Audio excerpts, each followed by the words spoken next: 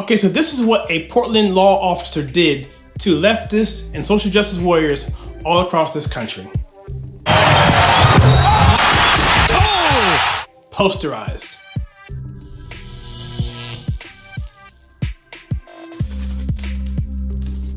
Hi, my name is Kyle and welcome to the channel, and this is The Conservative Take. If this is your first time here, please consider hitting like and subscribe and the bell icon so you don't miss any future content. You know what, it often amazes me how people just don't understand the agenda of the left, particularly social justice warriors, and how they try to manipulate things and try and use that to better their own agenda. What do I mean by that? What I mean by that is that their policies suck and they can't get anybody to jump on board because it doesn't work and doesn't make any sense. So what do? They take a form of media or entertainment and hijack that, or cause and hijack that, and the result of that fits their agenda and pushes their cause that much further. That's what it is, and I'm gonna give you some examples of how that is. And so what this police officer did and said, I'm gonna show you. Now, some people on YouTube now are putting the video out there and they're cutting off the last part. That I wanna make sure that you see that, because that's kind of important. Because just so you know that it's not just what you see. So without any further ado, this is Officer Jackson of Portland, Oregon. He's giving a press conference to explain race relations as a cop and how he is dealing with that, misperceptions and so forth. So that was the purpose of the press conference. So let's take a look at the video. I got to see folks that really do want change, like the rest of us that have been impacted by racism. And then I got to see those people get faded out by people that have no idea what racism is all about, never experienced racism, that don't even know that the tactics that they are using are the same tactics that were used against my people. And they don't even know they don't even know the history. They don't know what they're saying. Coming from someone who graduated from PSU with a history degree, it's actually frightening on how, you know, they say if you don't know your history, you repeat it, and watching people do that to other people. A lot of times, someone of color, black, Hispanic, Asian, come up to the fence and directly want to talk to me. Hey, what do you think about George Floyd? What do you think about what happened about this? I go up to the fence, someone white comes up, F the police, don't talk to him. That was the most bizarre thing, because I could see it coming. I even had a young African American girl tell me, why is it you guys aren't talking to us? I said, honestly, this is now the 23rd day of doing it.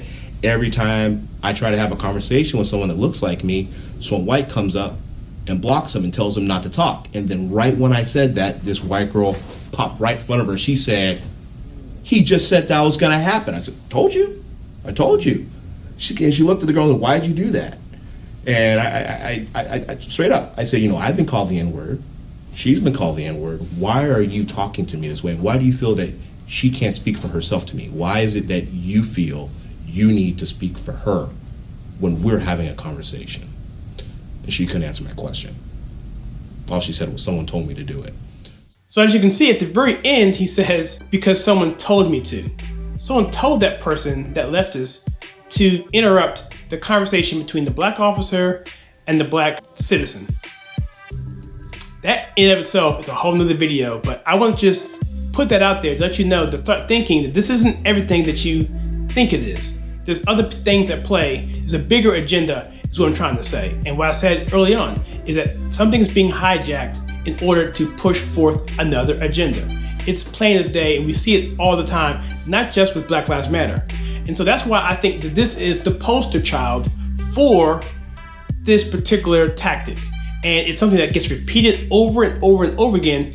And Officer Jackson, he called them out. He called them out, and I'm pretty sure that this went over the head of many people. But now that I'm seeing videos about this, I want to put my spin on this particular take, because I think it is very important thing to talk about, because now you see it, you'll see it over and over and over again. Now, let me give you some recent examples of what this is talking about. So this channel is basically set up for this particular purpose, to take culture, TV, and movies and filter it through the lens of conservatism, or filter it right. That's what this channel is all about. That's what all the content that comes to this channel is earmarked to do. So it started off for me with essentially Star Wars. Star Wars was at one time the greatest movie industry, cultural phenomenon in the history of this country. And it ceased being that relatively recently, because a certain group of people, these same social justice warriors, decided that they didn't like what they saw on Star Wars. They didn't like what they saw for whatever reason. And I'm not gonna get into any of that because there's tons of content on that. You go to nerdrotic.com, you wanna go to Midnight's Edge, go to Geeks and Gamers, even videos on this channel. I talk about that and we talk about that. But the point is that these people who don't love Star Wars came into it, called out things that they didn't like, raised a big stink over it. The studios listened, thought that they were doing something woke, thought that they were doing something progressive, and Disney themselves brought on people to bring in that philosophy, that mindset. And what happened? Tanked. From the very beginning, from the relaunch of the series, from episode 7 all the way down to episode 9, we saw a sharp decline. Toy sales are decimated. The only thing saving Star Wars now is really the Mandalorian series on Disney Plus. So that is an example, a perfect example, because the people that complained about Star Wars never supported it. They didn't go buy the toys. They didn't go watch the movies. They didn't care. They move on to the next thing. They get what they want and they move on. That's the pattern. They see something that someone likes, a media, or something that's important, either it be something that we all love, like football or Star Wars, or it be a cause, a really good cause, and a lot of times, and then take that and then spin it outside of its context so that they can get the benefits of it, because they cause chaos and they get statues torn down and so forth. They get whatever they want to get done. That happens, okay? That's number one. Star Wars is a perfect example. Second one is Star Trek, and I know that's not very popular for a lot of people, but same thing there. If you look at Star Trek Discovery, the last series, that's been a total disaster. They even used the Klingons to be portrayed as Trump supporters because they thought they were trying to be something that's woke. Again, something I mentioned on this channel. The new series Picard is not doing very well, and it's in an upheaval right now. And there's still a glimmer of hope with Star Trek, because there's some things with ownerships with Viacom and CBS and Paramount that could come out that could actually save it from outside of itself. But that's a whole nother story in of itself. But the point again is, they saw something that they didn't like in a series that people loved. They didn't love it. Did their little thing, caused a ruckus. The studios put forth content that they think is going to be good because of this loud, small minority over here. But what happened? Once it gets put out, they're happy. They go away. They're on to something else. And that franchise or that entity crumbles because they made bad decisions. And we're seeing that over and over and over again. We're seeing it with Ghostbusters when they did their relaunch. And now they're going to redo Ghostbusters because the first relaunch didn't do really well. Because again, that whole narrative was put forth and that didn't do well. People didn't respond to that because the people who love Ghostbusters didn't want to deal with that. So then they're redoing that to make it more like the original Ghostbusters that people loved, because the fans are the ones that decide. Whenever you take, I mentioned this before on my channel, whenever you take issues and you put them into a movie and you subjugate that to the plot and the script and the characters and their integrity, people, they run away. They don't want to deal with that. Okay, and the last example I want to talk to you about is the Washington Redskins. I'm a huge Washington Redskins fan, been so for a long time. Family's been season ticket holder since 1979. Been to all the games, was there for historic games like Art Monk's record-breaking catch on Monday night.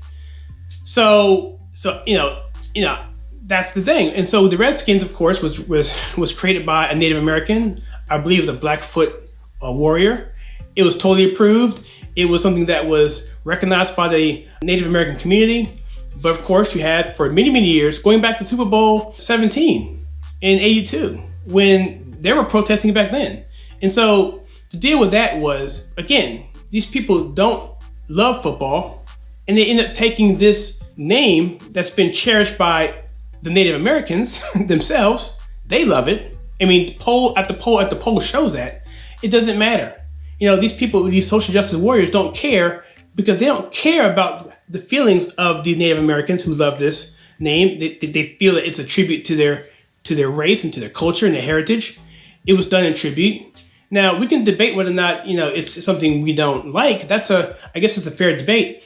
But when you had the people it was meant to enshrine, the people it was meant to uplift and make proud, when they're the ones who actually like it, I think there should be some consideration towards that. And there has always been that consideration up to the recent developments of today. And so the social justice warriors finally went out. And now that's trickling into all of the NFL. And we haven't seen the end of this all. You know, is the Vikings now going to be up for debate? What about the Dallas Cowboys? Cowboys killed Indians. I mean, according to the narratives, right? What about the Buccaneers? You know, Pirates. What did they do? You know, what about the Raiders? What about the Patriots of all things, right? So it never stops there. And it's another thing about these people. They never are satisfied. And so that's the context I want to say. And you will see this pattern over and over and over and over again. Look at statues. Look at anything. Take any issue you want to see or you want to look at. And watch this pattern. We'll say it one more time. The pattern is this. Take an issue that's important, a cultural piece that is loved. People over here say we don't like that. Something about that we don't like. Why? Because ultimately they don't like America. They don't like America. So if it uplifts America, makes things happy, brings us together, like sports do, like movies do, bond us, brings us together, that helps support the theme of America, the idea of America, as I mentioned in other videos. What happens? That can't stand. And so they want to infiltrate that, hijack it, ruin it, move away, move on to something else. It goes on and on and on and on and on. It's like a parasite. And that's what I'm talking about. And that's what this channel was created for. Culture, TV, movies, filtered right. If you like what we do in this channel, where we do that and try and do it in an effective manner, please click the like and subscribe button and that bell icon so you don't miss any future content. And please share with your friends, because we're trying to reach 10,000 subscribers. And as always, please check out some content that we have right here.